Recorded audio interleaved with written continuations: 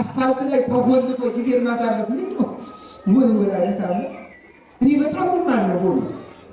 ፒያሳዛ ሁልት ብሎ ከመዋለ ያለ ስላሴ ብትነግረው እኮ ሰላም ቢሆን ይፈልግልን። እውቀት በወሬ ልትሰበስቡ፣ ዜና አዳምጣችሁ እውቀት ልትሰበስቡ ነው። ዜናውን አዳምጣችሁ ሰላም ልታመጡ አሐዱ አምላክ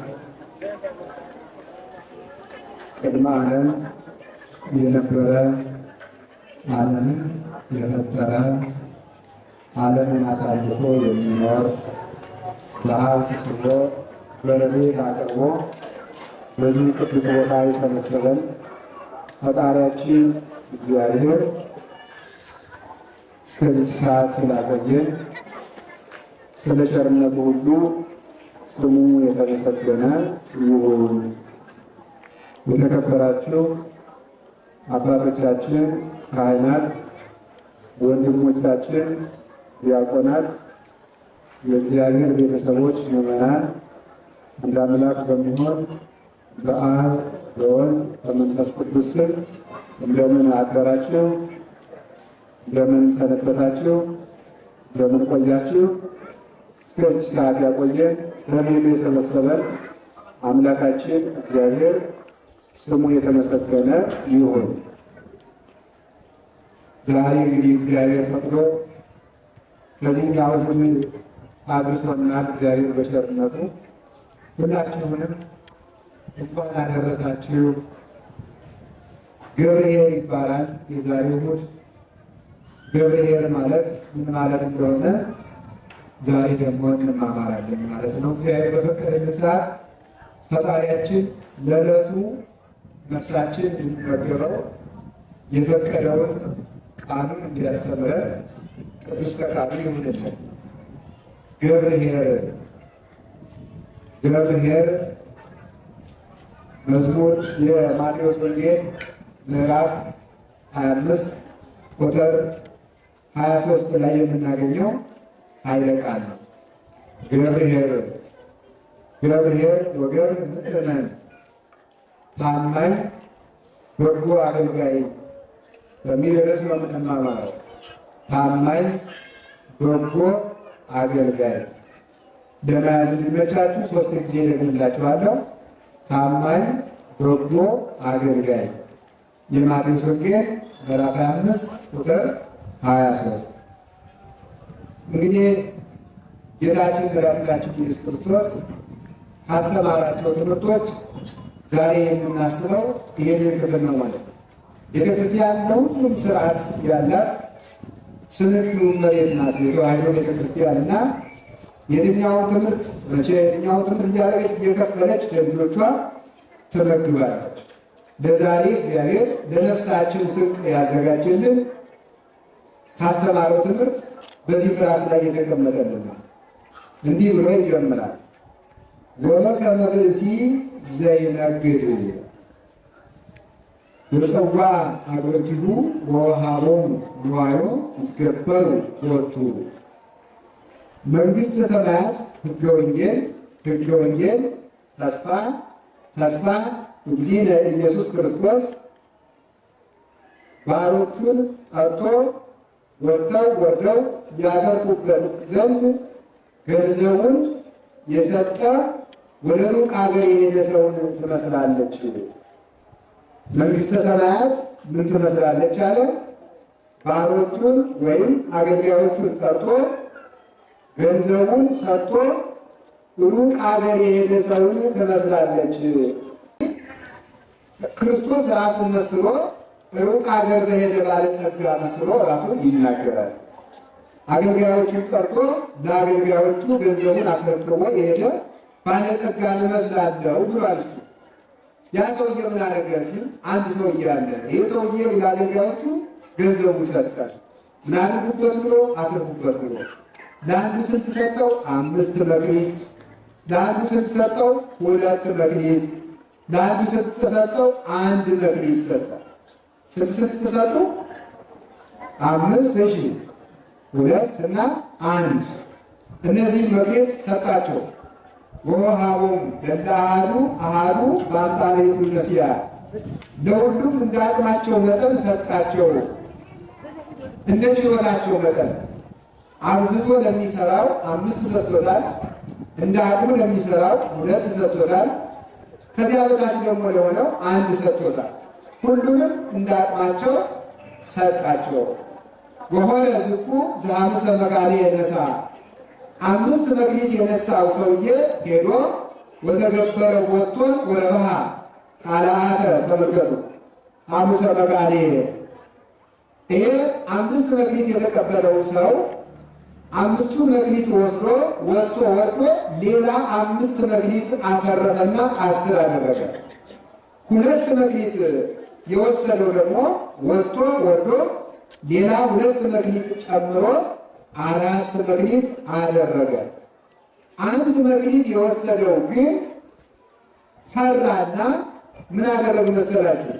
መሬቱን ጠለቅ አድርጎ ቆፍሮ ከመሬት ውስጥ ያችኑ አንዲቱን መክሊቱን ወሆረ ወከሬ ምድረ ወሃባ ወርቀ እግዚኡ መሬቱን ጠለቅ አድርጎ ቆፍሮ የጌታውን ወርቅ ቀበረ።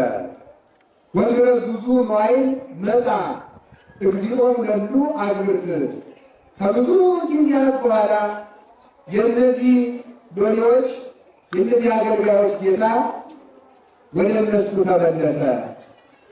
ወአኀዘ ይትሐሰቦሙ ይተሳሰባቸው ጀመረ። ማለት 5 መክሊት ሰጥቼ ነበር፣ ስንት አተረፍክበት? 2 ሰጥቼ ነበረ፣ ስንት አተረፍክበት? 1 ሰጥቼ ነበረ፣ ስንት አተረፍክበት? ብሎ ተሳሰባቸው። 5 መክሊት የወሰደው መጥቶ አቤቱ አኮኑ 5 መካኔ ወሀብከኒ 5 መክሊት ሰጠኝ አልነበረምን? እነሆ ወጥቼ ወርጄ ሌላ 5 መክሊት አትርፌአለሁ ብሎ 10 አድርጎ አስረከበ። ሲያስረክብም ጌታው ብሎ መለሰለት፣ ኦ ገብር ኄር ወገብር ምእመን ዘበውእ ምእመነ ኮንከ ዲበብዙ እሰይመከ በውስተ ፍስሓሁ ለእግዚእከ። አንተ ታማኝ በጎ ባሪያ፣ ታማኝ በጎ ባሪያ በጥቂቱ ታምናልና በብዙ ሾመሃለሁ፣ ወደ ደስታ ወደ ጌታ ደስታ ግባ ብሎ ሸለመው ይላል። 2 መክሊት የወሰደውም 2 መክሊት ሰጥተኸኝ አልነበረምን? እነሆ ሌላ 2 መክሊት ጨምሬ አትርፌአለሁ፣ 4 መክሊት እነሆ ብሎ አስረከበ። ጌታውም እንዲህ አለው፣ ኦ ገብር ኄር ወገብር ምእመን አንተ ታማኝ በጎ ባሪያ ይበውእ ምእመነ ኮንከ በጥቂቱ ታምናልና በብዙ እሰይመከ በብዙ እሾምሃለሁ በውስተ ፍስሓሁ ለእግዚእከ ወደ ጌታ ደስታ ግባ አለው።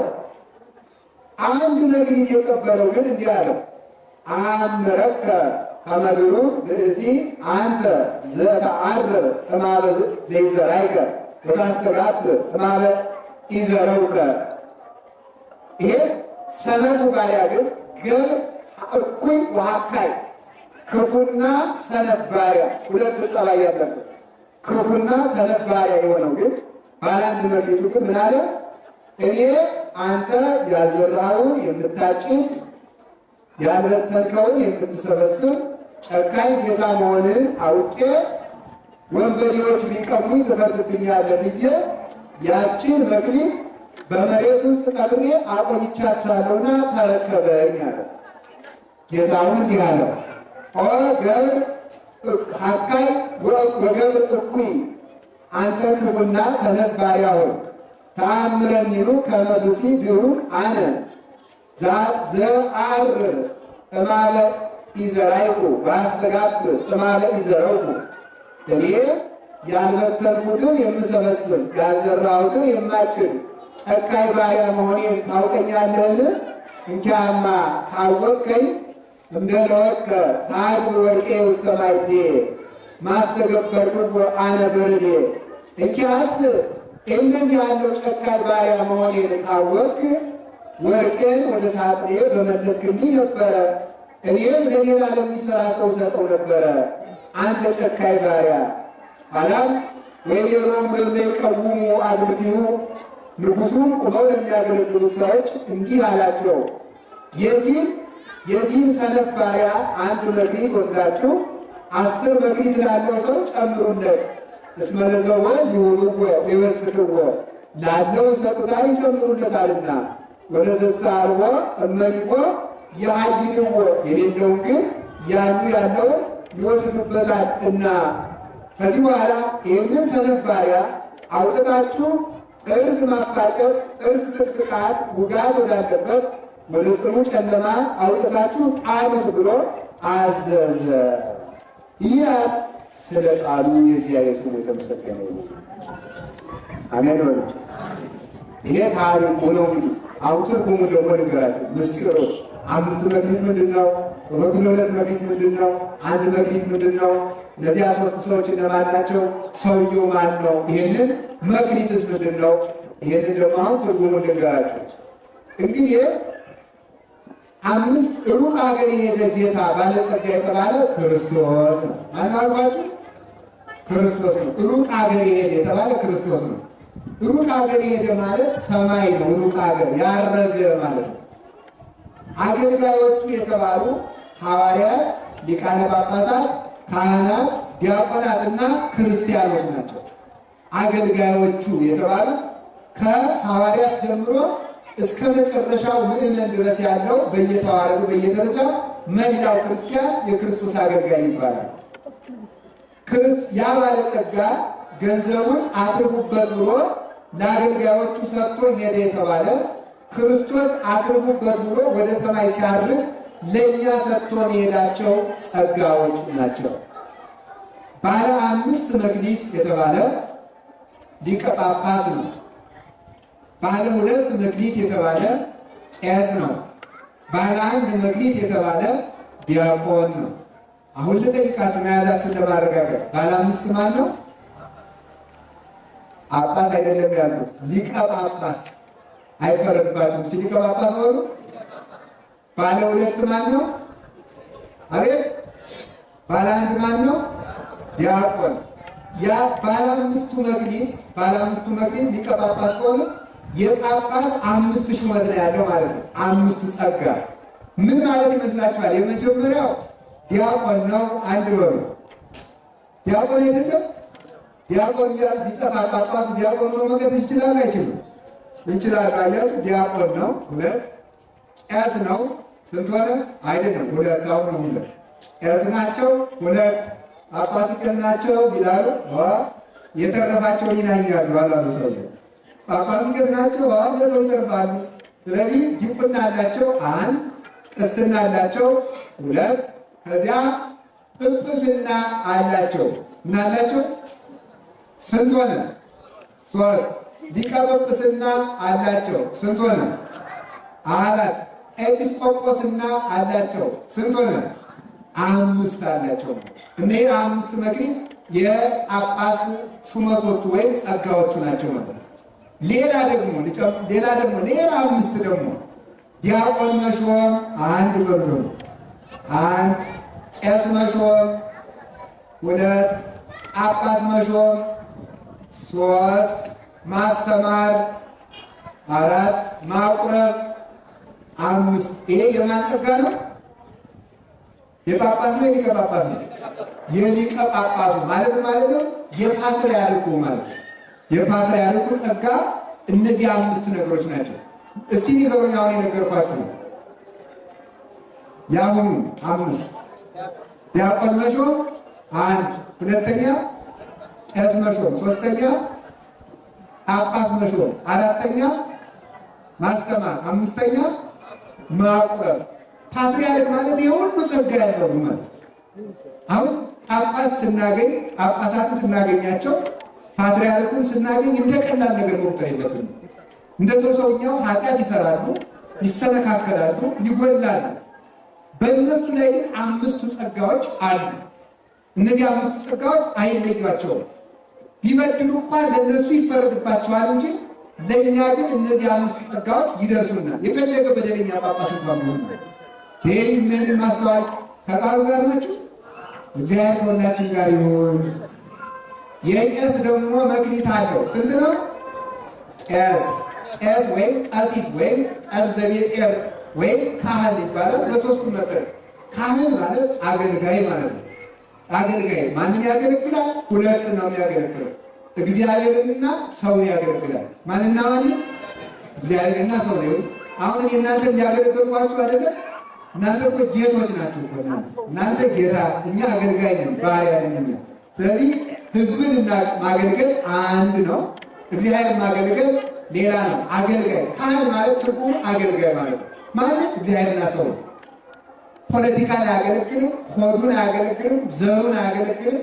የሚያገለግል ሰውንና ማንን ነው? እግዚአብሔርን። ሰው የሆነን ህጉ ነው። እንዲያለ ቦታ እንዲያለ ቦታ ነው። የካህንና የመነኩሴ ሀገር የለውም፣ እግር ነው ያለው። እግር አለው እንጂ ሀገር የለውም። የዚህ ቦታ ልኝ ሀገር እንዲህ ነው፣ ጎጥ እንዲህ ነው የለውም። ካህን ሀገሩ ሰማይ ነው። የካህን ወንድሙ ሰው ነው። የካህን ወንድሙ መልአክ ነው። የካህን አባቱ እግዚአብሔር ነው። የካህን እናቱ ማርያምና ቤተክርስቲያን፣ ቅድስት ድንግል ማርያምና ቤተክርስቲያን ናቸው። ይህንን የያዘ ሰው ነው። ታዲያ ካህን ሁለት ጸጋ አለው። ካህን የሚባለው እኔም አንድ ነኝ፣ እሳቸውም አንድ ናቸው። ካህናት በዚህ አካባቢ የሉ መሰል ወደዚያው ነው እየሰሙ ነው፣ አይሰሙ ነው እንዳይመስላቸው። እነሱ ሁለት ነው ያላቸው። እኔም አለኝ። ስንት ነው? ሁለት። ምንና ምን ነው? አንዱ ማስተማር፣ አንዱ ምንድን ነው? ሁለተኛ ምንድን ነው? ማቁረብ ነው። እስኪ በሉ ማስተማርና ማቁረብ። ይኸውላችሁ እቺ ቅስና ስትሰጥ መስቀል እንድንይዝ ሲፈቀድልን ለሁለት ነገር ነው። ህዝቡን እንድናስተምርና አጥምቀን እንድናቆርብ ነው። ለጌጥ የሚያዝ መስቀል የለም። ዝም ብሎ ለሙራቴ እንዲህ ለማድረግ የሚያዝ መስቀል የለም። አንድ ካህን ካላስተማረና ካላቆረበ ካህን አይደለም። ማስተማር አለበት። እይኩን እንዲያውም ምንድን ነው የሚለው? ፍትሐ ነገሥት እንዲህ ይላል፣ እይኩን አሐዱኒ ቀሲሰ ዘኢያእመረ መጻሕፍተ አምላካውያተ ወፈድፋደሰ አርባዕተ ወንጌላተ። አምላክ ወዶ ያጻፋቸውን 81 መጻሕፍትን ያልተማረ ሰው ቄስ ሊሆን አይገባውም። ባይሆን 4ቱ ወንጌል የተማረ መሆን አለበት። ንስሐ አባት ሊያስተምር ነው እንጂ ዝክር ሊባርክ አይደለም። ንስሐ አባት ያበጃችሁት ማወቅ አለባችሁ። በወር ንስሐ ልጆች አባቶቻችሁ እየጠሩ እንዲያስተምሯችሁ እሺ በጎ ማለት አለባችሁ። ወርሃዊ ጉባኤ ሊኖራችሁ ይገባል እንጂ ስትሞቱ ብቻ እዚህ እግዚአብሔር ይፍታል ይላችሁና ዝክር ሊባርክላችሁ አይደለም። አንደኛ ሊያስተምራችሁ፣ ሁለተኛ ሊያቆርባችሁ ነው። አንደኛ ሊያስተምረን ነው፣ ሁለተኛ ምን ሊያደርገን? ሊያቆርበን። ምስኪን ንስሐ አባት ያላችሁ እጃችሁ ነው። ንስሐ አባት ያላችሁ እሺ፣ የቆረባችሁ እሺ፣ ያልቆረባችሁ ንስሐ አባት እያላችሁ ያልቆረባችሁ አውቃው እያከሰራችሁት ነው ማለት ነው ንስሐ አባታችሁ። ምክንያቱም መክሊት ይሄ ነው። ይተሳሰበዋል አላለም? ቅድም ሊተሳሰባቸው መጣ። ገብረ ሥላሴን አቁርበልኛል፣ ወለተ ማርያምን አቁርበልኛል፣ አስተምረህልኛል። በሁለቱ ነው የሚጠይቀው። ሳያስተምር ያቆርባቸው የማንን ሥጋ እንደበሉ ስለማያውቁ ይፈረድበታል። አስተምሮ ባያቆርባቸው ደግሞ እንጨት ነው የሽፍጥ ማሰሪያው ልጥ ነውና ሰው በሽታውን ለሐኪም ነግሮ ስለመጣ አይድንም። መድኃኒት ስለዋጠ ነው እንጂ ሰው በኑዛዜ ብቻ በንስሐ አባት ብቻ አይድንም። የአምላክን ሥጋ የአምላክን ደም ሲቀበል ነው እንጂ። ስለዚህ መክሊቱ ሁለት ነው። ስለዚህ ማንም ካህን ይሄ መመዘኛችሁ ነው። ምዕመናን አስተውሉልኝ።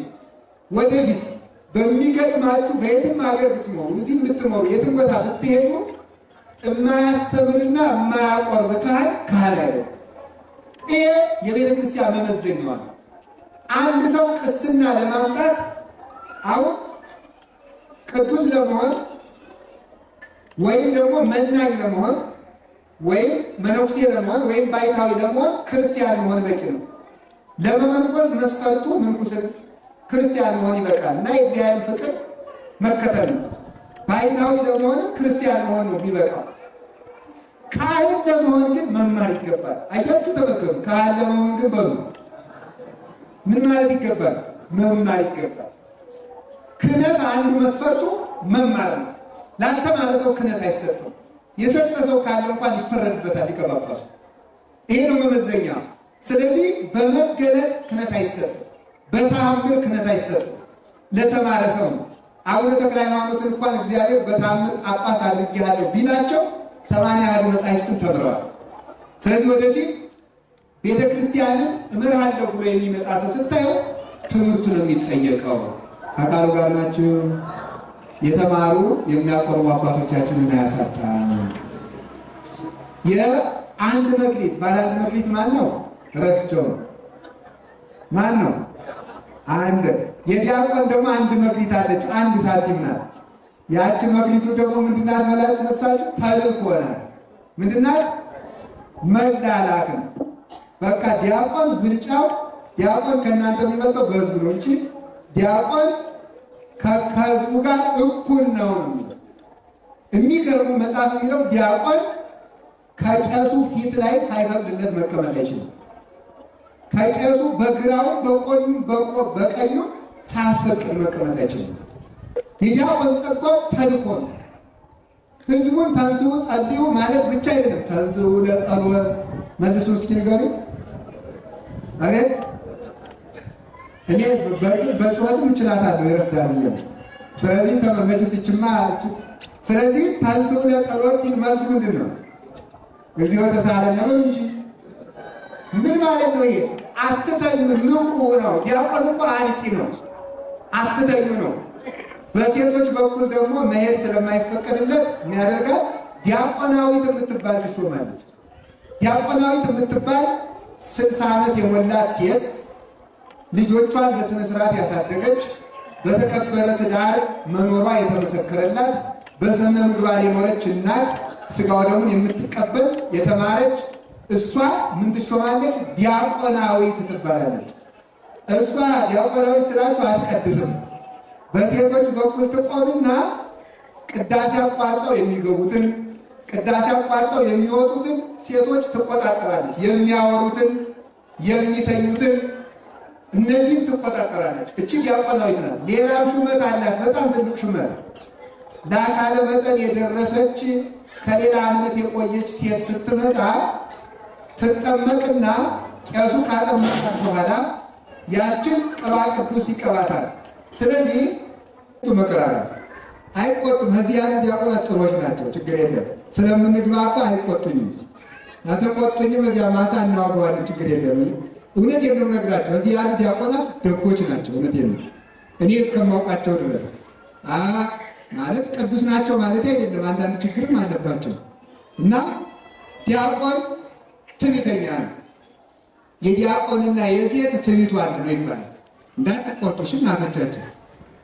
አሁን ሴት መርጌታ ብታገኝ የተማሩ ሊቅ ብታገኝ የኔታ ደህና ነዎት እንደምን አሉ ልብስ ልጠብልዎት ትላቸዋለች። እኛ መርጌታ ግን ካገቧት በኋላ ቀርተህ ጠጣ ትላቸዋለች፣ ትንቃቸዋለች። አብረው መኖር ጀምሩ በኋላ ማለት ነው። ዲያቆንም አብሮ እስከሚቀድስ ቄስ ያከብራል። ቀደሰ በኋላ ግን ቄሴን ስማትን ጽዋምጠው ማለት ይጀምራል ማለት ነው። ያችኑ በጥቢት እናደርጋለሁ ቀበራት ነው አጠፋት። ያችኑ መክሊቱ እና የዲያቆን ዋና ሀብቱ ንጹሕ መሆንና ትሑት መሆን ነው። መላላት፣ ሰው ሳይመርጥ መላላት። ለካህኑ ይሄ ትልቅ ነው ይሄ ትንሽ ነው ሳይ፣ ለሕዝቡም ይቺ ነጭ ለባሽ ናት ይሄ ነጭ ለባሽ ነው ሳይ፣ ለሁሉ እንዲያው ጥሩ ለባብሰው ለመጡ እናቶች ጨመር ያለ ጸበል ደግሞ እንዲያው ምስኪን ላለችው ደግሞ ጎደድ ላድርገው መስጠት ሳይሆን ይሄም ደግሞ ኮና የማብቱ ሆኖ ወዳጅና ጠላት ይለይበት ነው። እንደዚህ የሚያረጉ እንዳሉ ናልኩኝ ያሉ አላልኩም። እናንተ ሰዎች ደግሞ እንዳታፋችሁ። እንደዚህ የሚያደርጉ ካሉ ያጠፋቸዋል።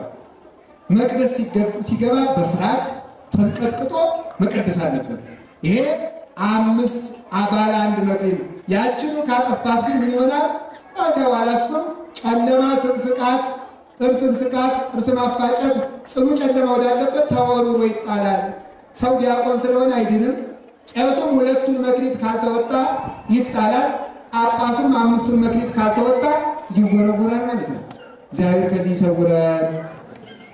ሌላ ደግሞ እንግዲህ 5 መክሊት ሌላ አሁን የሰው በልቶ አያድሩም ተኝቶ ነው። እኛን ብቻ ሰድባችሁ ልቀሩ ነው። ደግሞ እናንተ አለ እንግዲህ ደግሞ 5 መክሊት እና እኛም ከእናንተ ጋር ደግሞ አብረን የምንጠየቅበት ደግሞ 5 መክሊት ተሰጥቶናል። እስቲ 5 መክሊት በሉ። ቆይ እናንተ ሳይደርስ ባለ 5ቱን መጀመሪያ በመምህራን ደግሞ አንድ ትርጉም አለው። 5 መክሊት ያለው የተባለ ፍጹም ትምህርት የተማረ እስኪ በሉ። ፍጹም ሊቅ ማለት ነው። ትምህርት ያልቀረው ፍጹም ትምህርት የተማረ ማለት ነው። 2 መክሊት ያለው ተሞልተዋል። ከሱ በመጠኑ የተማረ ማለት ነው። አንድ መክሊት ያለው የተባለ ደግሞ ከዚያ አነስ አድርጎ የተማረ ማለት ነው። ይሄ በመምህራን ሲወርድ ይባላል። በመምህራን ሲተረጎም ባለ አምስቱ አምስት አተረፈ የሚባለው ፍጹም ትምህርት የተማረው መምህር እንደሱ ያለ ፍጹም መምህር ሲያወጣ ማለት ነው። እንደሱ ያለ ፍጹም መምህር ሲተካ የምን ይባላል? አምስት አተረፈ ይባላል። ፍጹም መምህር ሆኖ ፍጹም መምህር ቅዱስ ጴጥሮስ ቀሌምንጦስን፣ ቅዱስ ጳውሎስ ጢሞቴዎስን፣ ሙሴ ኢያሱን፣ ኤልያስ ኤልሳን እንደተካ ፍጹም መምህር እንደሱ ያለ ካፈራ መምህር ይባላል። በቀር ብሎ ትምህርቱን ይዞት ከሞተ ሊቅ አይባልም። አንድ ሰው ሊቅ የሚባለው እሱን የመሰለ ሰው ተክቶ ከሞተ ነው። ባለ ሁለት መክሊት የተባለ ከሱ መጠን አድርጎ የተማረ ነው። ሁለት አተረፈ የተባለ ደግሞ ያም በአቅሙ እሱን የመሰለ መምህር ሲያፈራ ነው። ባለ አንድ መክሊት የተባለ ደግሞ አነስ ያለ ትምህርት የተማረ ነው። ታዲያ ቀበለው ማለት የተማረውን ትምህርት ሳያስተምር የሞተ ማለት ሳያስተምር የሞተ ምን ያደረገ ዋንተ ፈሪዬ እኔ አንተን ጨካኝ እንደሆን ካውቄ ቀበርኩት። ምን ማለት ይመስላል? ባስተምር አለ። አያችሁ የዚህ ሰውዬ ምክንያቱ ተመልከቱ። ባስተምር አለ። ሃይማኖት የሌላቸው ነገስታት በሰይፍ በስለት አስፈራርተው ቢያስክዱኝ፣ መናፍቃን ተከራክረው ቢረቱኝ የባስ ትምህርቱን አልጀምረውም ብዬ አለ ቀበርኩት ማለት እውቀቱን በአይምሮዬ ይዤው ኑሬአለሁ እና እንካ ተቀበለኝ እውቀትህን ብሎ ለእግዚአብሔር ያችን ማስረከቡ ነው። አንተ ጨካኝ ባሪያ ብትፈራስ ቢሆን ወርቄን ወደ ሳጥኑ አልመለስክም ማለት ሳጥን የተባለ የምዕመናን ጆሮ ነው ይላል። የምዕመናን ጆሮ ሳጥን ነው። ወርቄን ወደ ሳጥኑ ለምዕመናን ጆሮ እኮ ቢያንስ ለሶስት ሰው ብታደርሰው ማስተገበርክም ወአነ በረዴ እኔ እኮ አሰራው ነበር ማለት በረዴ ታሰራው ነበር። የመምህር መዳኛው አንዱ ይሄ ነው። አያችሁ እኛ ሙሉ ሰዎች አይደለም፣ ግን ቃሉን ከእናንተ ስናደርሰው እናንተ ስትሰሩት ስለ እናንተም እግዚአብሔር ምሕረትን ለኛ ይሰጠናል። አንዱ መዳኛችን ይሄ ነው። አንተ እንኳን ባይሆንልህ ለሚሰሩት ለምን አልነገርካቸውም? ይሄንን ይፈርድበታል። ከዚያ ምን አለ መሰላችሁ? ይሄንን አባ መልካ ክርስቶስ የሚባሉ አባት ነበሩ። እኔ ባስተምር ነገስታት እንገድልሃለን ብሎ የባስፈርቼ ካልኩ እንደሆነ ወደ መምህርነት ሲመጡ መከራው ብዙ ነው። መታሰር አለ፣ መሰደብ፣ መነቀፍ፣ መገረፍ አለ። እንደገና ደግሞ መናፍቃን ተከራክረው ቢያስክዱኝ አላስተምርም ብለው ዝም ብለው በዓታቸውን ዘግተው ሞቱ። ሲያርፉ እግዚአብሔር መልአኩን ምን አለ? ገስጸው አላቸው። መልአኩ ቢረገጣቸው የተማሩትን ቀለም እንደ ባቄላ ውልቅ ውልቅ አድርጎ አስተፋቸው ይላል። አላስተማርከውም፣ አልሰራህበትም፣ አልተናገርክበትም ብሎ ኋላይን ወደ ጽኑ ጨለማ ጣሏቸው አለ። አይ ሲኦልስ ሳይገቡ የመምህርነት ማዕረግ ጎሏቸው በህዝባዊነት ወረሱ ይላል። በምናዊነት ወረሱ? በህዝባዊነት ብሎ አዲስ ተምረው እንዳልተማረው የምዕመንን ጸጋ ወረሱ። ወደ ያንን ማይንሳል ፈጣሪ ያንን ሚስተር አሜን በሉ እንጂ ዙሮ ዙሮ መንግስተ ሰማያት መምህሩ ነው ሊገቡት፣ ጳጳሱ ነው ሊገቡት፣ መነኩሴው ነው ሊገቡት። አንድ ጣይ ስለሆነ ዋናው መግባቱ ነው ብቻ ያስገባን እንጂ እግዚአብሔር ከዚያ ገብተንስ የሚጎል ስለሌለ ችግር የለው። ሁላችንም ለመግባት ያልቃል። ሌላሳ አምስት መክሊት የተባለ ለሁላችን የሰጠ አሁን የወልድ ነግራችሁ ነው። ለጳጳሱ፣ ለመነኩሴው፣ ለቄሱ፣ ለዲያቆን የተሰጠ አምስት መክሊት እየሰማችሁ ነው። እሺ ጥምቀት አንድ ወር ጥምቀት ትጠየቃላችሁ ማን ማን እንደሆነ። ጥምቀት አንድ ታምኖ ኃጣውእ ካላዛችሁ ትድገመው ወር ታምኖ ኃጣውእ ሁለት ከዛ ሶስተኛው ምንኩስና ሶስት ተባይቶ አራት ከወይነ ሰማይት አምስት ንገሩኝ ነው። አይሄድ ጥምቀት አንድ ግዕዝ ስለሆነች እችኳን ብዙም አትፈረድባችሁ። ታምኖ ኃጣውእ በሉ እሺ ሁለት ሌላስ ምንኩስና ሶስት ሌላስ ተባይቶ ባይታዊ መሆን ማለት ነው አራት እሺ ሌላስ ከወይነ ሰማይት መሆን አምስት። እነዚህ አምስት መክሊቶች ለመላው ክርስቲያን ተሰጥቶታል። ከነዚህ ከወይነ ሰማይት የሁሉ ነው። ከወይነ ሰማዕት የሁሉ ነው። ምንኩስና ለሁሉ አይደለም፣ ብሕትውናም ለሁሉ አይደለም፣ ለተፈቀደላቸው ነው ብሏል ጌታ። የዮሐንስ ማቴዎስ ወንጌል ምዕራፍ 19 ላይ ይህ ከእግዚአብሔር ለተፈቀደላቸው ነው ብሏል። መመንኮስ አራቱ ባህሪያት ተስማምቶልኛል ለሚል በፈቃድ እግዚአብሔር በምክረ ካህን ተመስጦ ይመነኩሳል። የሚመነኩሱ ሰዎች ማንን ይመስላሉ? የክርስቶስን የሾህ ቆቡን ይመስላሉ። እነሱ በዚያ ይመስሉታል። አምስቱም ክርስቶስን የመምሰያ መንገዶች ናቸው። ባሕታዊ የሚባለው ደግሞ ክርስቶስ በቆሮንቶስ አሁን በአብይ ጾም የምናነሳው ነው። በቆሮንቶስ ማለት ካራንቶስ ማለት ነው። ካራንቶስ ማለት 40 ቀን ማለት ነው እንጂ ሀገር ስም አይደለም። በዚያው ቦታው ቆሮንቶስ ተብሎ ቀረ እንጂ ካራንቶስ 40 ቀን ስለጾመ ነው። 40 ቀን ብቻውን ነው የጾመው። ባሕታዊ ማለት እንደ ክርስቶስ ብቻውን ከአንድ በረሃ የሚቀመጥ ማለት ነው። በዚህ የሚመስሉ አሉ። ባሕታዊ ማለት ብቻውን አንድ ደቀ መዝሙር ሳያስከትል ከአንድ በረሃ ብቻውን እስከ ዕለተ ሞቱ ድረስ የሚኖር ባሕታዊ ይባላል። ይሄ ከዚህ ውጭ ያለ ብሕትውና አይደለም። በዚህ ጸጋ የሚኖሩ አሉ። ይሄም የተፈቀደላቸው ነው። ይሄ ራሱ ደረጃ ነው። አንድ ሰው ባሕታዊ ለመሆን መጀመሪያ በገዳም 12 ዓመት ማገልገል አለበት። ስንት ዓመት ማገልገል አለበት? 12 ዓመት ገዳሙን ረድቶ ከዚህ በኋላ ምን ይፈቀድለታል? መዝጋት ወይም ፍልሰት ይባላል። ፍልሰት በዋልድባ መነኮሳት ዘንድ እና ማኅበረ ሥላሴ መነኮሳት የተለመደ ነው።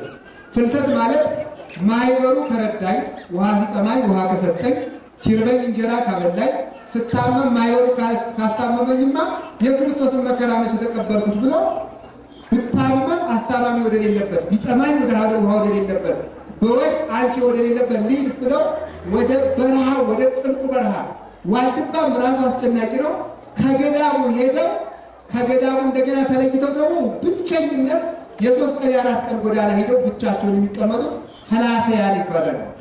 ፈላሰያን ይባላል። አንዳንዶቹ ወድቀው እህል አንበላም ብለው 7 ቀን ወድቀው እረኞች ተሸክመው አምጥተው ለገዳሙ ያስረክቧቸዋል። አሁን ዛሬ ድረስ ይሄድ። አሁን ማኅበረ ሥላሴ አበምኔቱ ሲነግሩ የነበረ በእውነቱ ማለት ነው። መነኩሴው በቃ እየሄደ በየበረሃው እየወደቀ እየፈለግን እየተሸከምን ማምጣቱ አደከመናል። በረሃነት እያሉ ዛሬ አይዟችሁ፣ እውነቴን ነው። እዚህ ከእናንተ ጋር የምናውደለድለው እያያችሁ አባት የለንም አትበሉ። በየበረሃው በጣም ትልልቅ አባቶች አሉ። አንበላም አንጠጣም እያሉ ወደ ጥልቁ በረሃ የሚሄዱ እነዚህ ናቸው ባሕታዊ የሚባለው። ከዚያ የባሕታዊ ጸጋው ብቸኝነት መከራው፣ የገዳማዊ የማኅበር መነኩሴ ደግሞ ጸጋው ትዕግስት ነው። ወንድምን ችሎ መኖር። መነኩሴ ባሕታዊን ይበልጠዋል። በገዳም የሚኖር በምኑ? በትዕግስቱ። ለምን? ባሕታዊ ማንን ችሎ ታጋሽ ይባላል ይላል መጽሐፍ። ማንን ችሎ ታጋሽ ይባላል? ብቻውን ነውና። ባሕታዊ ደግሞ ከማየት ከመስማት ከመናገር ኃጢአት ነፃ በመሆኑ ደግሞ መነኩሴውን ይበልጠዋል። በዚህ ጸጋ ክርስቶስን እንዲመስሉ ተፈቅዶልናል ማለት ነው።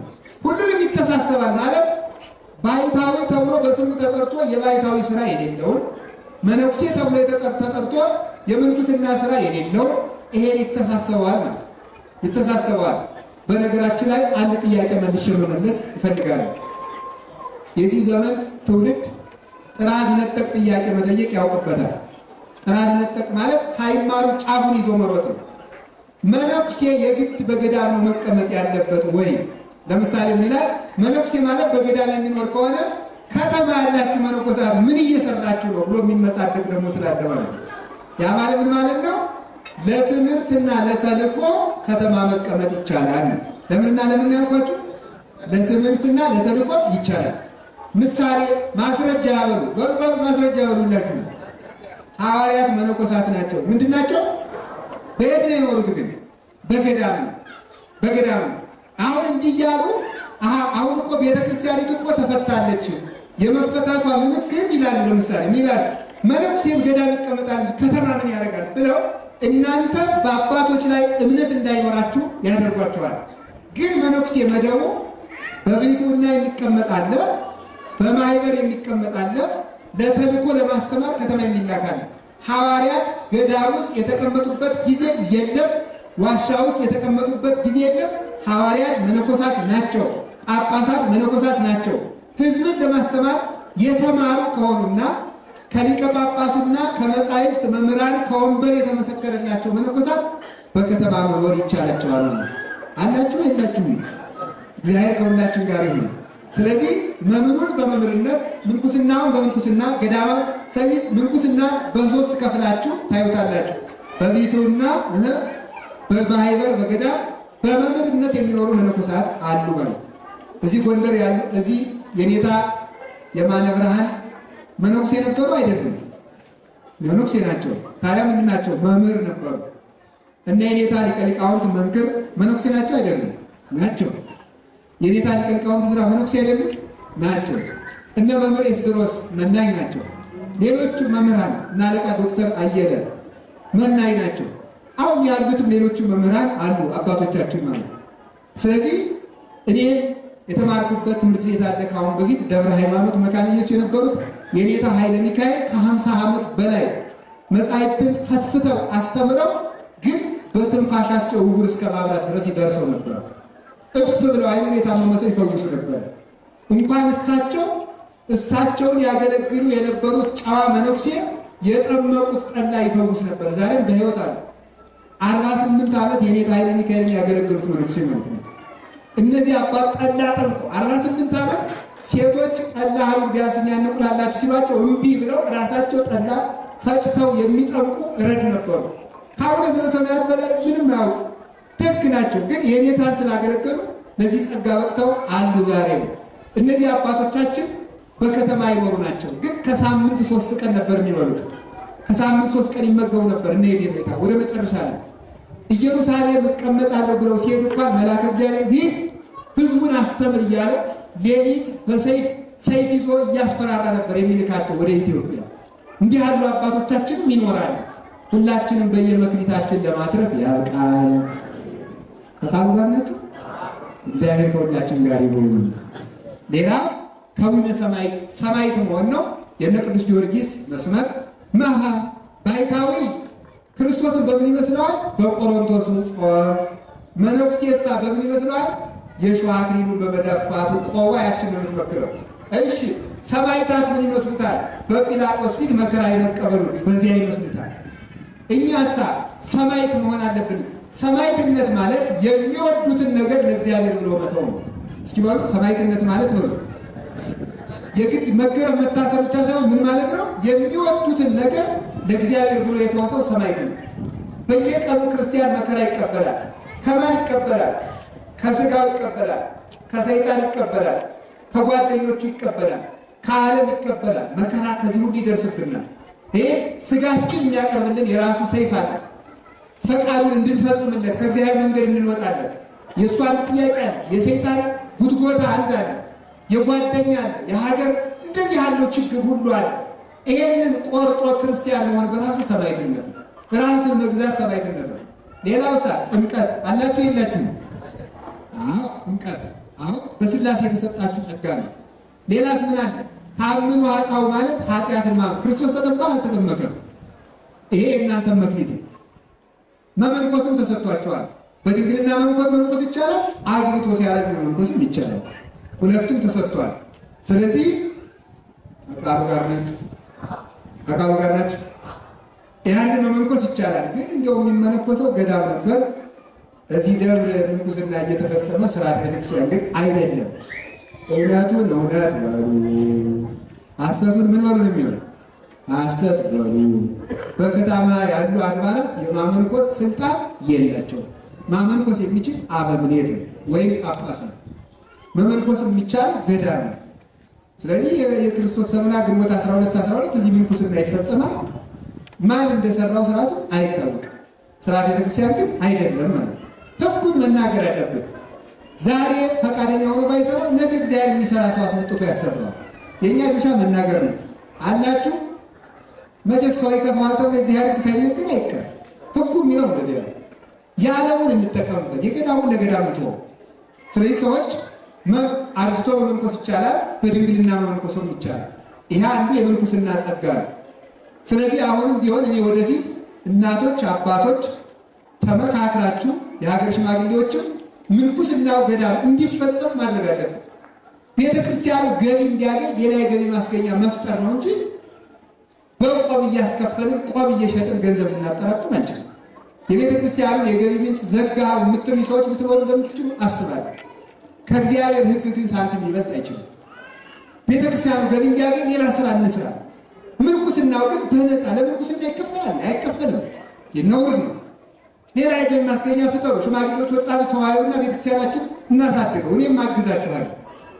እንስራና እናሳድግ እንጂ በዚህ ሳንቲም መሰብሰብ ቆብን መሸጥ ፈጽሞ የተከለከለ ነው። እየሰማችሁ ነው? እየሰማችሁ ነው?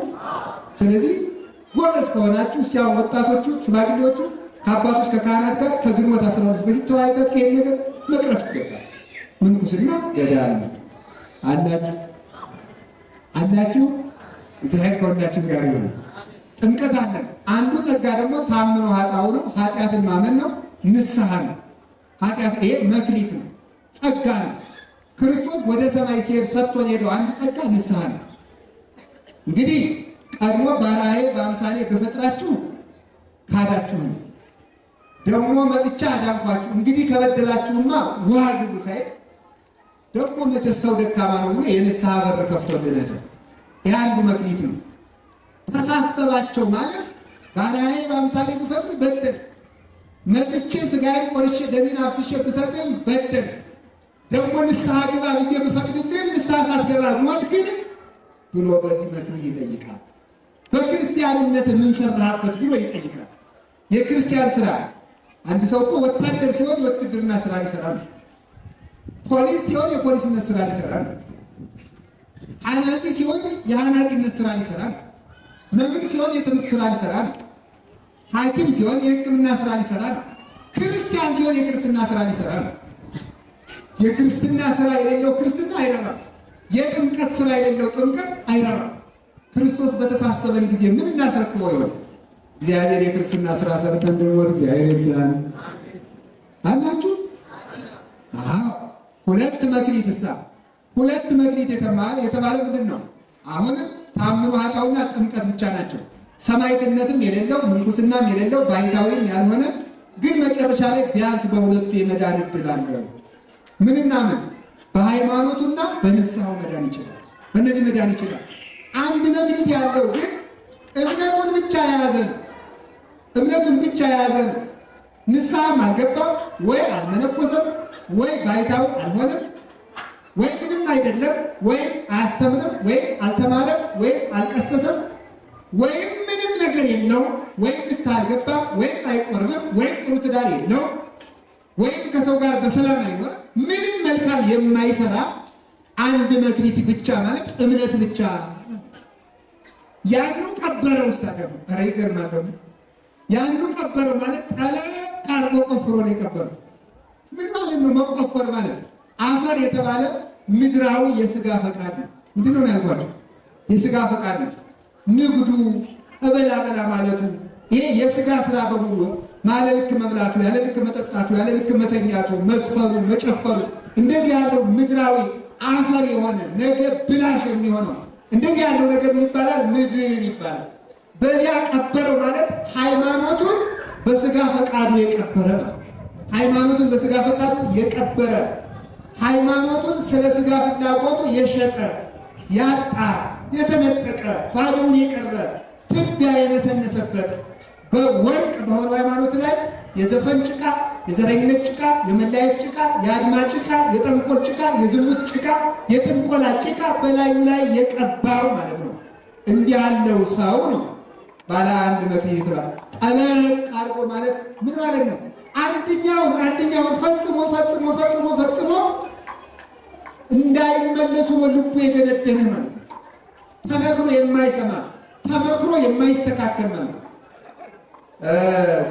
ሲታጠቡት ያልፋል እንጂ ሲመክሩት ያጠፋል ይላሉ አባቶቻችን። ባለጌ የመከሩት ዕለት ቁንጫ የለቀለቁት ዕለት ይብሰዋል ይላሉ። ደግሞ ቁንጫ ሲለቀልቁት ደግሞ ፈልቶ ያድራል። ባለጌን የመከሩት ዕለት ደግሞ ይብሰዋል። እልክ እያያዘው ኃጢአቱን ይሰራል። እንደዚህ ያለው ሰው ነው ባለ አንድ መክሊት። ሃይማኖታችን ከመቅበር ይሰውረን። ስለዚህ ሃይማኖታችሁን የቀበራችሁ ካላችሁ እዚህ በጭፈራ፣ በዘፈን፣ በሱስ፣ በእንደዚህ ያለ ምድራዊ ነገር፣ በቁማር እዚህ ውስጥ ስንቶቻችንን ቤተ ክርስቲያን አርፍደን ሄዶ ቁማር የሚጫወት ስንቱ አለ፣ የሚዘፍን ስንቱ አለ፣ የሚሰክር ስንቱ አለ። ያ ነው እምነትን መቅበር። እምነታችንን ከመቅበር ይሰውራል፣ በምድራዊነት መቅበር። አሁን ዛሬ ከሃይማኖት ዘር አልበለጠም። በቃ ሃይማኖት እኮ በዘር እየተቀበረ ነው። በዘር እየተቀበረ ማለት ነው ዘራችን ከእምነታችን እየበለጠ መጣ ማለት ነው። ዘረኝነት ከእምነት በለጠ። ሰው ከእግዚአብሔር ይልቅ ዘሩን እያስበለጠ ነው የመጣ። የገዛ ዘሩን እያነጋገሰ ሃይማኖት ግን እየተወ ትቅርብኝ የሚል ተፈጥሯል። ይሄ ነው መክሊቱን የቀበረ ማለት ነው። አላችሁ እግዚአብሔር ይስጥልኝ። ሌላው 5 መክሊት ማለት 5 ሕዋሳት። እስኪ 5 ሕዋሳት ነው ቅዱስ ጎርጎርዮስ እንደተረጎመው 5 ሕዋሳት ምን ናቸው? አይን በሉ እሺ አፍ፣ እጅ። እነዚህ 5 ሕዋሳት ናቸው። 5 ሕዋሳት ሰጠ፣ 5 አተረፈ ማለት ነው። በእጁ መጽቶ ሰው ረድቶ ጽፎ ደጉሶ ሰርቶ መብላት አንዱ መክሊትን መወጣት ነው። አጣጥፎ ዝም ብሎ ወይ ውጭ ሀገር የሄደ ሰው ዘመድ ካለ ወይ ትልቅ ሀብታም ዘመድ ካለ ወይም ከመንግስት ሰራተኛ ብር እያስላኩ ብሎ ቁጭ ብሎ ተጎልቶ መብላት ያስጠይቃል። እጅ ምን ያደረክበት ሲል አጨበጨብኩበት ልትል ነው፣ ዘፈንኩበት ነው፣ ኳስ ወረወርኩበት ልትል ነው። በእጅ ምንድን ነው ያደረክበት ሲል ምን ትመልስለታለህ? ፌስቡክ ጎረጎርኩበት ሊባል ምን ሊመለስለት ነው? እጅ ምን ሰራ ሲል እግዚአብሔር የእጅ መክሊት አለ። በእጅ ይጠይቃል። ምን እንድንጽፍበት፣ እንድንደጉስበት፣ የወደቀ እንድናነሳበት፣ ለድሃ እንድንፈታ እግዚአብሔር ይሄንን ነግሮናል። በእውነቱ ማለት ነው አላችሁ የወደቀ እንድናነሳ። ጦቢት የሚባል አንድ በእስራኤል ምርኮ ዘመን ጦቢት የሚባል አንድ ሰው ደግ ሰው ነበር። ምን ነበር መሰላችሁ የሚያደርግ? የሞተ ሰው ዝም ብሎ እየተሸከመ መቅበር ነበር ጸጋው። እንደው ይገርማል። ጸጋው ዝም ብሎ የሞተ ሰው ሞቶ ሲያገኝ እየተሸከመ መቅበር ነው። ይሄም ደግሞ ጸጋ ነው። በእጁ የሰራበት እግዚአብሔር ማከበረው፣ ልጁን ባረከለት። መልአኩ ቅዱስ ሩፋኤል እንደ ጓደኛ ተገልጦ እስከሚያነጋግረው ድረስ ደረሰ። እጅ መስራት አለበት። ሰርታችሁ ብሉ አላችሁ። እኔ ደግሞ ስንፍና ነው። እኔም ሰርቼ ነው የምላችሁ።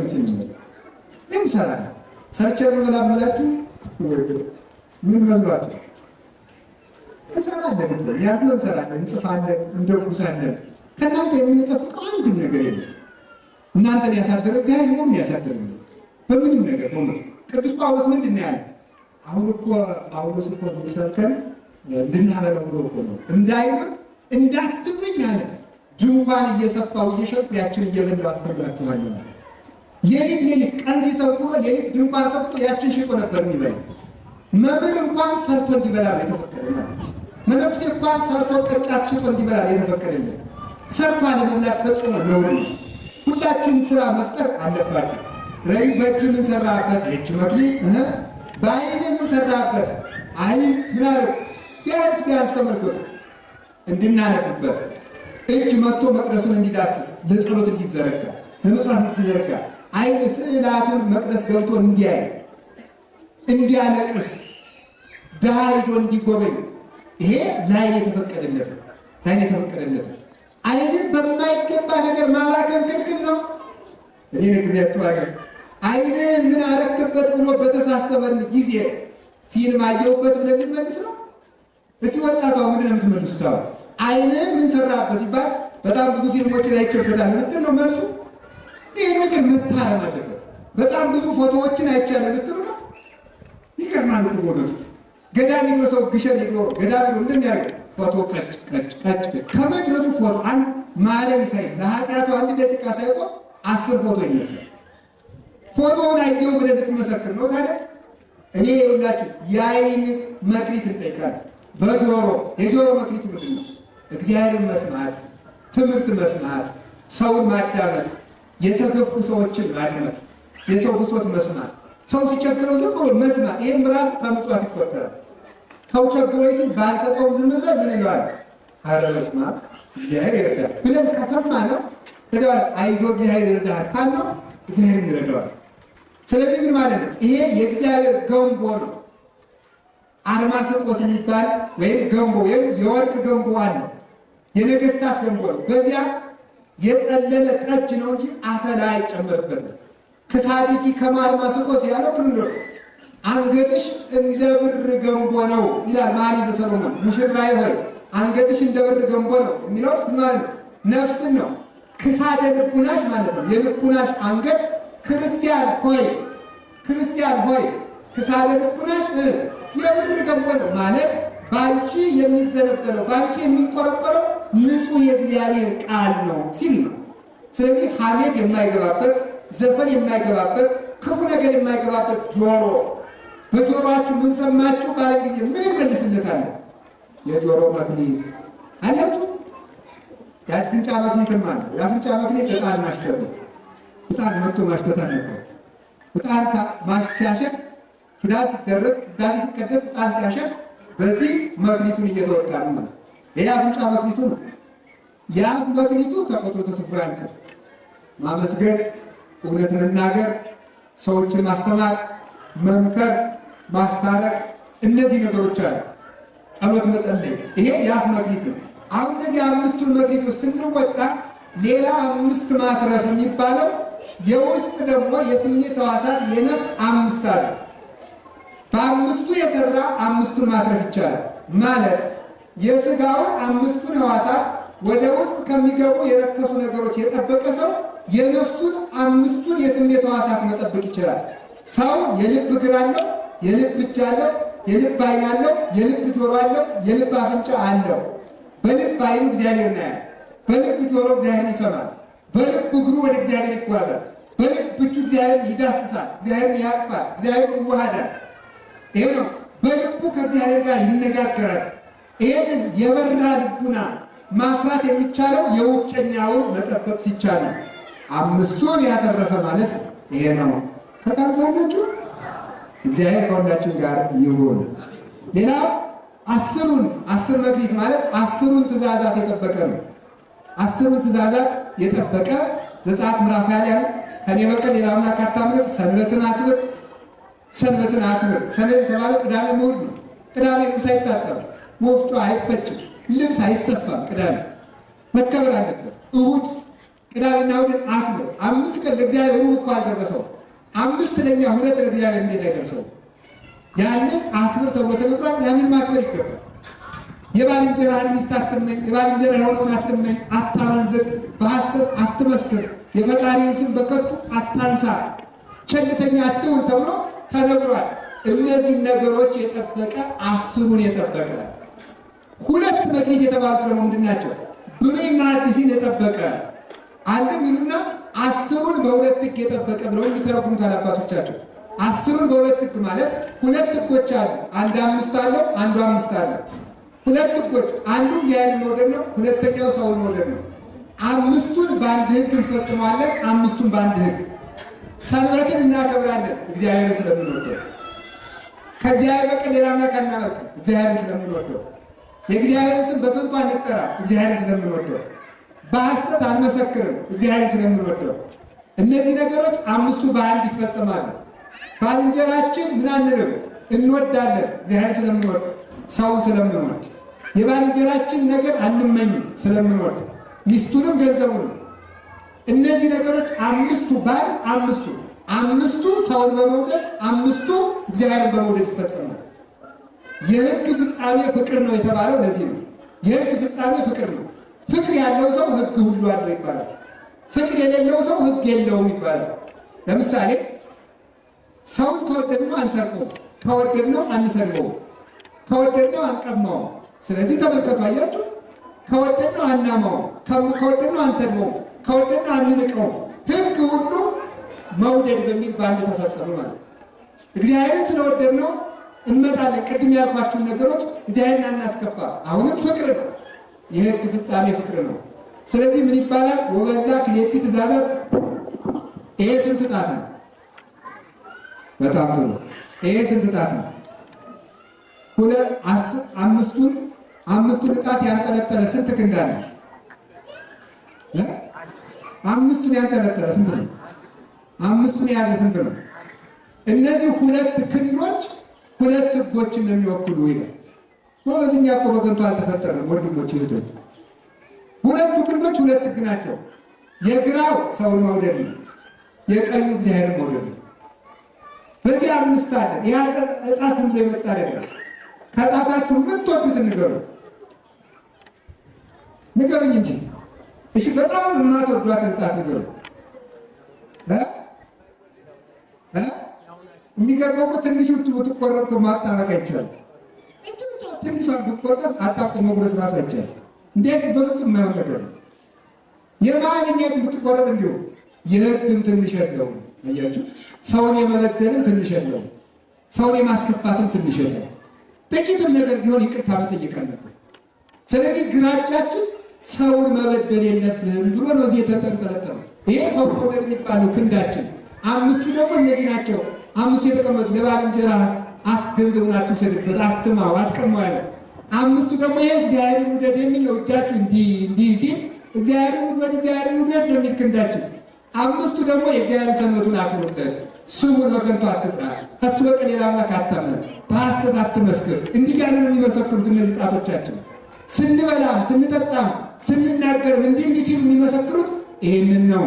በዚህ እንድናተርፍ እግዚአብሔር ይርዳን። አላችሁ አውጭ እየጨረስኩ ነው። ጨርስና ተቀላችሁ። 5ቱ እነዚህ ናቸው።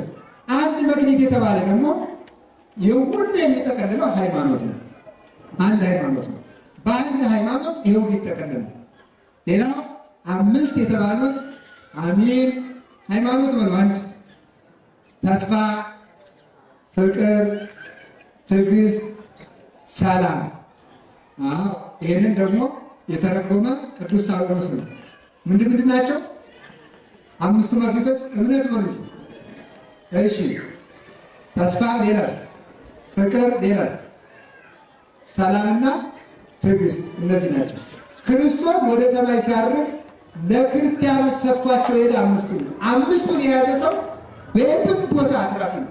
በየትም ቦታ ቢያገባ፣ ቢነግድ፣ ቢያስተምር፣ ቢሾም 5ቱን የያዘ ሰው ከስሩ አይመጣም። አትርፎች ምን ያለው ሃይማኖት ያለው ነው። ፍቅር ያለው በሉ። ሌላስ ምን ያለው? ተስፋ ያለው። ሌላስ ምን ያለው? ሰላም ያለው። ሌላስ ምን ያለው? ትዕግስት ያለው። ሃይማኖት ይኖራችሁ። በሃይማኖታችሁ እንደው ጥርጥር ጎሸም ካለላችሁ ተስፋ ይኖራችሁ።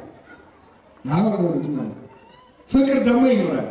ስለዚህ ያንን ስናደርግና ይሄው ሁሉ ደግሞ ሂደን ስንታወቅ ሰላም የሚጀምረው መጀመሪያ ተመልከቱ፣ ራስን ከእግዚአብሔር ጋር ራስን ከራስ ጋር በማስታረቅ ነው።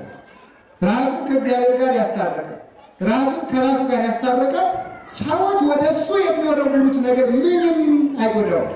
ቅዱስ ዮሐንስ አፈወርቅ የተናገረው ያን ቃል ንገራችሁ። ወደ ጥልቅ ውቅያኖስ ሁላችሁም አንዳንድ ችቦ እሳት እየወሰዳችሁ ጨምሩበት። ውቅያኖስን ማንደድ ትችላላችሁ ይላል። ትችላላችሁ? ከውቅያኖስ ለምንድን ነው የኢትዮጵያ ሕዝብ በሙሉ አንዳንድ ችቦ እሳት እያመጣ ጣና ሊወረውር ጣናን ማንደድ ይችላል? አይችልም። ልክ እንደዚህ ትዕግስተኛ ሰው በውጭ የሚመጣ ነገር አያናውጠውም። በመነኮሳት ዓለም ምን ይባላል መስላችሁ? ትልልቅ መነኮሳት እኛን ጀማሪዎቹ መነኮሳት ሲመክሩ ልጆቻችን ከሰው የሚመጣ ኃጢአት አይጎዳችሁም፣ ከራሳችሁ የሚመጣ ነው ይላል። ከራሳችሁ የተነሳው ኃጢአት ነው የሚጥላችሁ እንጂ ሰዎች ያመጡት ኃጢአት አይጥላችሁም ይሉን። ይሄ ነው ዋናው። ሰላም የነሳ የገዛ ስጋችን እንጂ ጎረቤቶቻችን ክፉ መሆናቸው፣ ሰዎች ክፉ መሆናቸው፣ ሰይጣን ክፉ መሆናቸው፣ መልካም ሰው በክፉ ዓለም ውስጥ እንኳን ሰላማዊ ነው። ዓለም ሰላምን አትነሳው፣ ሰላም ክርስቶስ ነው። ስለዚህ ሰላም፣ ትዕግስትን የሚያመጣው ደግሞ ሰላም ነው። እነዚህን 5ቱንም እንዲኖረን እግዚአብሔር ይርዳን። እግዚአብሔር ይርዳን። እነዚህን ያድለን። አትርፈን ለመገኘት ያውቃል። ሁላችሁም እንዳትከስሩ በሃይማኖታችሁ አትርፉበት፣ በሀገራችሁም አትርፉበት። በሀገራችን ራሱ ማትረፍ አለብን የለብንም። ኢትዮጵያ ልናተርፍባት የተሰጠችን መክሊታችን ነው። ጎንደር ያላተረፈ ሌላ ቦታ መክሰር ነው። ሰው ሊቃውንቱ እዚህ ድንኳን እዚህ ነው ያለ፣ ቅኔ እዚህ ያለ፣ አቋቋም አለ። ሌሎች እኮ ወንድሞቻችን በየምዕራብ በየምስራቁ ዳርቻ ሆነው በካሴት እኮ የሚያስቀድሱ እኮ ወንድሞቻችን ነው። ካህን አጥተው ማለት የሚቸገሩ እኮ አለ። እኛ እዚህ ብለን የጠገብነውን እያያችሁ ነው። መርጠን የምንሳለም፣ መርጠን ንስሐ አባት የምንይዝ፣ መርጠን የምንማር፣ ናቂዎች እኮ ነን እኛ እኮ በእውነቱ ማለት ነው። ስለዚህ እዚህ ደብሩን ይዩት። እግዚአብሔር እኔ በእውነት እንደ ጎንደር ሰው አድርጎ እግዚአብሔር እንዳዚህ ያዘነልህ ሰው ለምን አትሉኝም? በየደጃፋችሁ ቤተክርስቲያን እያለ ቤት ተኝቶ ማርፈር ምንታ እንዴ? በየሴንቲሜትሩ ቤተክርስቲያን ይትከል። በየሴንቲሜትሩ እኮ ነው የቀረ። እዚህ ቤተክርስቲያን እዚህ ሄደን መጸለይ ያልቻለ የት ብሎ ልንጸልይ ነው? የአራት ሰዓት መንገድ ይሻልና የሁለት ሰዓት መንገድ ይቻልና።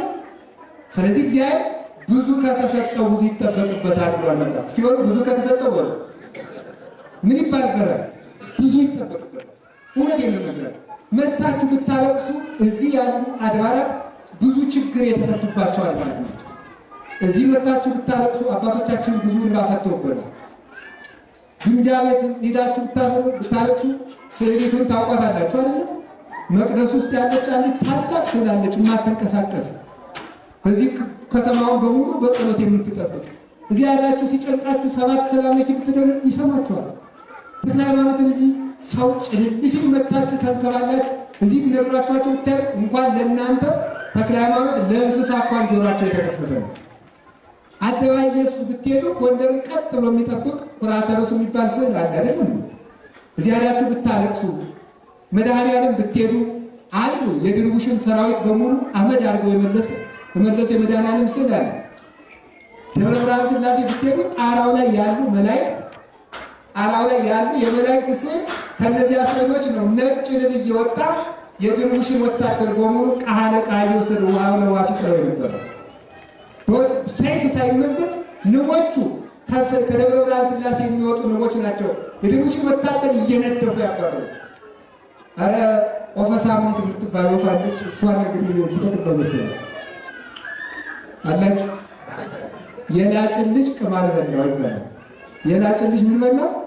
ቅማል በላው። በጣም እናሳዝናለን። እዚህ ያልጸደቀ ሰው የት ሊጸድቅ ነው? ችግር አለ እኮ እናንተ። በየስፍራው እኮ ብትሄዱ አባ እዚህ እኮ በየስፍራው ምስጢር ህይወት ታሪክ እኮ ነው። አፈሩ በራሱ ይረግመናል። እኔ ይሄ የጎንደር አፈሩ ራሱ መሸከሙ ሳይረግመን መቅረቱ እነዚያ በተሸከመበት የተቀደሰ አፈር የተቀደሰ ነፋስ ነው። ስለዚህ አስተውለን መኖር ይገባል። አይመጥንም። እንዲህ ያለው ሰው በእውነቱ እንግራችሁ የምዕራባውያንን አኗኗር ይዞ የሚኖር ሰው ጎንደር ላይ አይበረክትም። ያለ ዕድሜው ነው የሚጠፋው። ልብ ብላችሁ ያዙት። ይህንን ለማወቅ መብቃት አይጠበቅብንም። ታሪክ ምስክር ነው። አሁን እዚያው ደብረ ብርሃን ሥላሴ አባቶቻችን ካህናቱ ሲሉ ከሚለው ሲደርሱ መታ ከማይሌት የምትቆም ስዕል አለች። እንዲያውም ይባላል አንድ አፄ ኢያሱ ናቸው አፄ ቴዎድሮስ ናቸው ንጉሱን አግዙ ገብተው ሰዓታት ሲያስደርሱ ድምፃቸው እንደ ወይኔ ብጤ የሆኑ ካህን ሲሉ ድምፁ ደስ አላቸው ሲል አይ እንኳን እሷ አልትመጣ እኔም መልኩልህ ብለው ተነስተው ሆዱ የምትባልላት ስዕል አለች። ሰዓታቱ ላይ የምትባረክ አሁን የምታድግ ምን ባታ ብትሄዱ እንኳን እኛ አማሪቃውያን ሁሉ የእስልምና እምነት ተከታዮች ወንድሞቻችን ልጅ እያገኙባት እየተፈወሱባት ነው ያሉ አይደለም። እዚህ ምስክር ናችሁ። እናንተ ሄዳችሁ ማረጋገጥ ትችላላችሁ። በዚህ ድነት የማይሰጥ የትኛው ነው?